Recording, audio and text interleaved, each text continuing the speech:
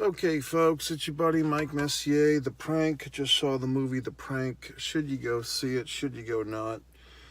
I'm going to actually say probably not. I don't think many people would like this movie. I think some might.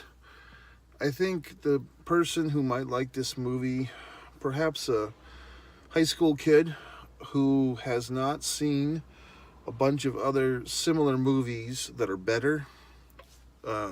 For instance, Heathers is probably the king of this type of film.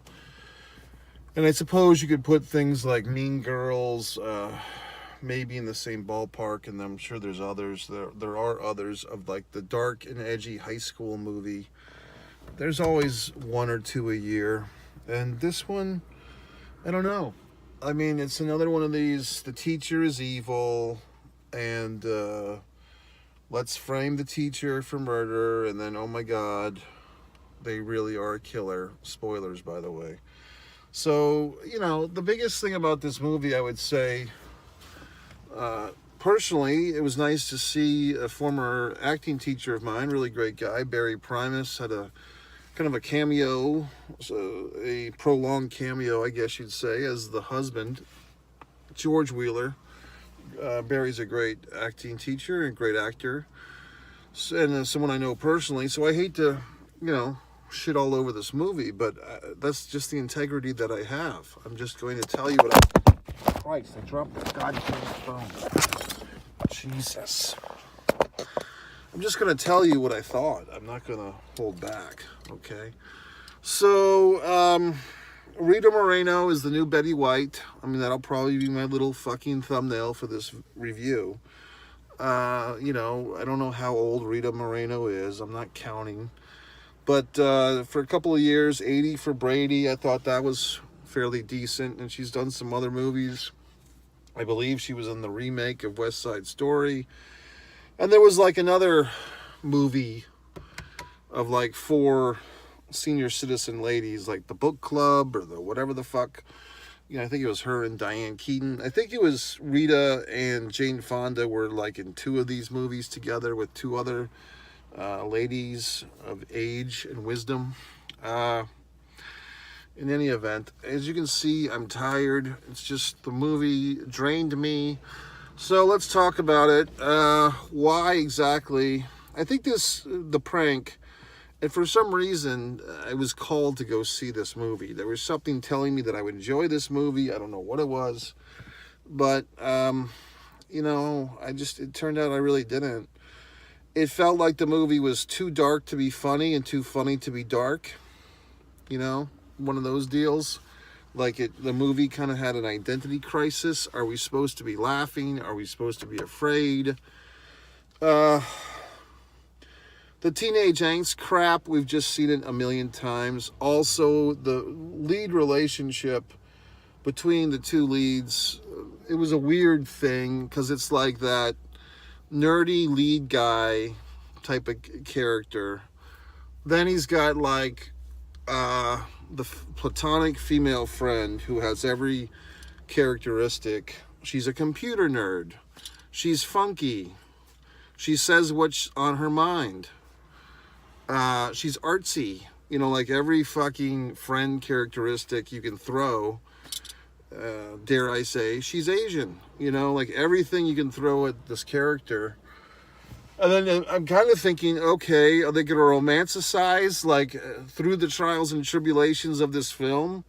Are these 2 young characters going to discover that they have deeper feelings for each other? That might have helped the movie. That never happened. I thought that was a little weird. Like, at times, these young people are put through all these stressful situations. They're not going to have at least a stress kiss. Like, oh, we're so stressed out that we hug and kiss. And then, oh, no, we're better off as friends. There was nothing, lack of chemistry. But it wasn't even the actors. It was the movie. That the characters had a lack of goddamn chemistry. So, I don't know. And then the whole whatever the fuck. I don't know. Everyone in this high school is afraid of this teacher, Mrs. Wheeler. I don't know. I think our world, or these people that make these films, do you mind? They have issues with teachers. I mean, now you put on fucking YouTube and you see like these high school kids, these even middle school kids and younger are punching teachers, yelling at teachers. Teachers are fighting back.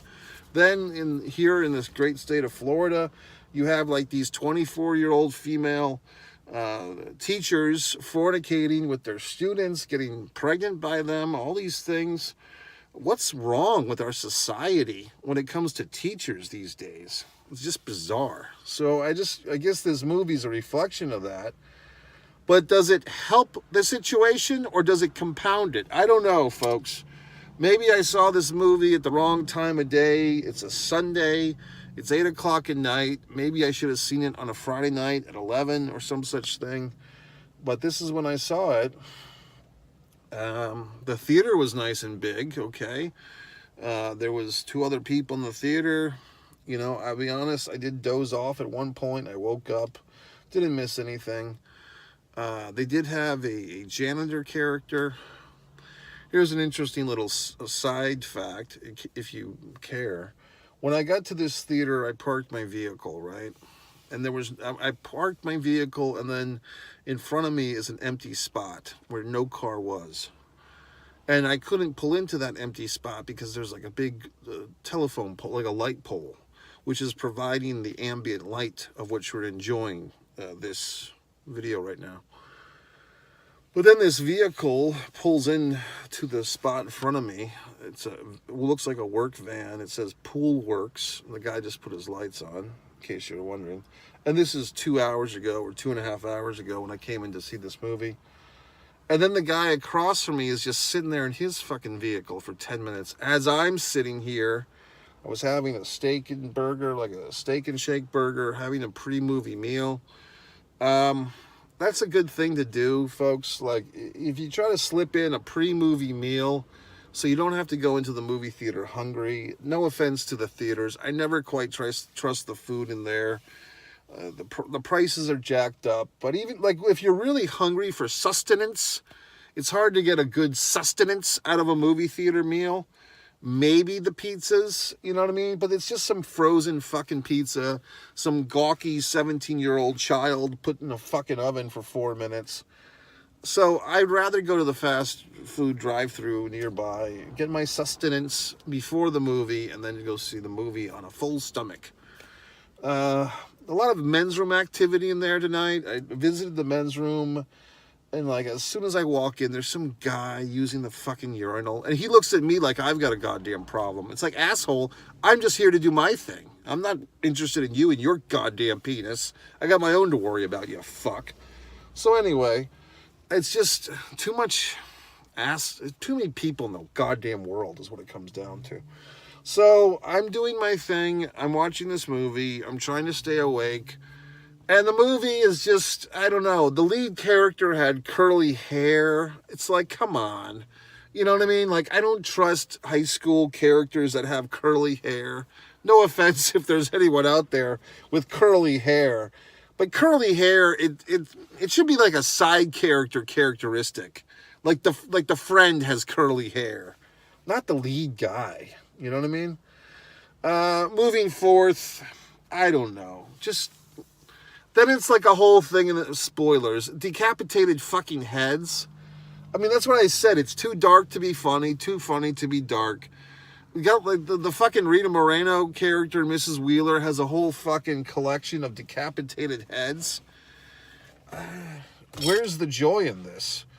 The lady from... I can never remember the character's name. From, like, the redheaded lady from The Office is in this thing. I always... like when I see people from The Office have a job, you know, besides Steve Carell and the tall guy. It's nice to see these people are still working because, like, you know, it's nice. But here she is, you know, in this catastrophe of a film. What else? Okay. At the end of the movie, you ever go to one of these, and for the independent filmmakers out there, you've probably experienced this nonsense. When you go see, like, the 48-hour film festival, if you ever go to that train wreck of a weekend, And everybody who makes a fucking movie feels inclined to show their bloopers at the end credits. I'm going to show, this side of the fucking screen with the rolling credits, but to entertain your ass while you're reading these credits you don't give a shit about, here's a little box of bloopers. Because the movie was so fucking good, we know what you'd really like to see is a bunch of scenes that didn't make the final cut. Because fucking the prank was so entertaining that you're fucking sleeping in the theater with 2 other people in the theater. We know that you need more of this abuse. So here's a bunch of fucking takes where the actors giggled and somebody said the wrong word. Wow. Entertaining. I mean, just what the fuck? The most self-congratulatory shit.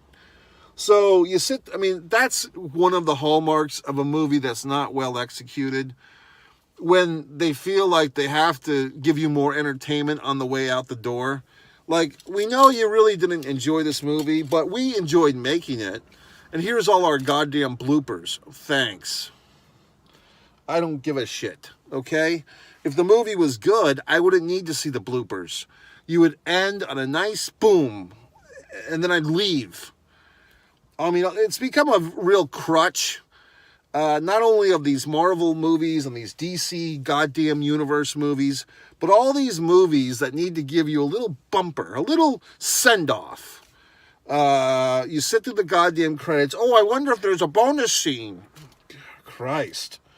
So, in this one, there is. So if you suffered through the prank for 2 hours, then you get to suffer through more of it. I mean, God in heaven. And none of the bloopers are particularly funny or insightful. They're just horseshit bloopers. The worst blooper fuck thing of all time, I think, I want to say it was... I don't think it was Get Shorty. I think it was the sequel to Get Shorty 20 years ago. Danny DeVito and all those fucks that were famous back then. What the hell was it called? Stay Smart or Stay Fast or Stay Sane or whatever the fuck. The sequel to Get Shorty, like they do the blooper reel, and cell phones were like the new hot thing at the time, like whatever year this was. And at the end of the movie, like, they show Danny DeVito putzing around the set, and then in character, and then suddenly his phone rings, and he gets all excited because his phone rang, and he answers it. I'm making a movie! Who gives a shit? These self-congratulatory fucks, okay? So anyway, I didn't like the prank. Like I said, I was happy to see my buddy there, Barry Primus, still doing this thing. And Rita, like I said, part of the ailment of being an actor is sometimes you get shitty roles, and to her credit, she's had a couple of good ones recently. The 80 for Brady was decent, and whatever the fuck the other one is, The Book Club or whatever the fuck. But this one, no, I don't think so. Don't think so, folks. If there was any standout in this thing, it was probably the friend, the aforementioned artsy computer nerd friend character lady. She was pretty good. The lead guy, I don't know. I mean, that's the thing, folks. To carry a movie as a lead character, you really have to be quite fucking good. You have to be like someone the audience wants to hang around with for a couple of hours. And that's a tough job. Okay, and I don't know if this young gentleman is equipped for that in the future with a better film or a different film. Maybe he is, maybe he's not. But this one, like I said, I'm making a rare thing here. What I can't think of anyone that would particularly enjoy this film unless you're like the edgy, high school kid who hates everything. And you haven't seen Heathers, and you haven't seen, Mean Girls, and you haven't seen all these other things that are a lot better. There was, I believe, 10 years ago, maybe 15, there was like a movie called Killing Miss Tisdale or some shit, where like a bunch of, high school girls like abducted their teacher. Vague memory of this. So I could be wrong, but I'm having a vague memory of some Killing Miss Tingle or whatever the fuck. Not to be confused with the original title of the Saved by the Bell. I have been enjoying this YouTube series, Zach Morris's Trash. I don't know if you fine folks have seen that channel or whatever the fuck. It is humorous. I do tune it in. Whoever they is, some asshole takes these old Saved by the Bell episodes and he kind of remixes them and puts a slant where he explains how evil of a person the character of Zach Morris was, which is humorous. When this movie ended, I could have gone to see another movie. Like the timing was right. I could have gone over to see the new Historical Society of American Negroes, I believe it's called. Their title, not mine. I thought of thinking of doing that, but look, I'm so fucking word tired here. I can't even speak because this movie was this whatever the fuck, the prank just drained the life out of me. So that's it, folks. So anyway, your buddy Mike Messier, One Man at a Camera Films. If you want to go to my YouTube channel, what else? One Artist Mike Messier. If you want to see my wonderful artwork. This channel has my movie reviews, a few other things, life rants. And for the pro wrestling fans out there, one pro wrestling and sports fan, there was just this couple going to their vehicle, and the woman was very exaggerated with her hand gestures, and the man was just like, okay, I got to listen to this all night. So that's it, folks. Good night. MikeMessier.com. Go buy my books. Blah, blah.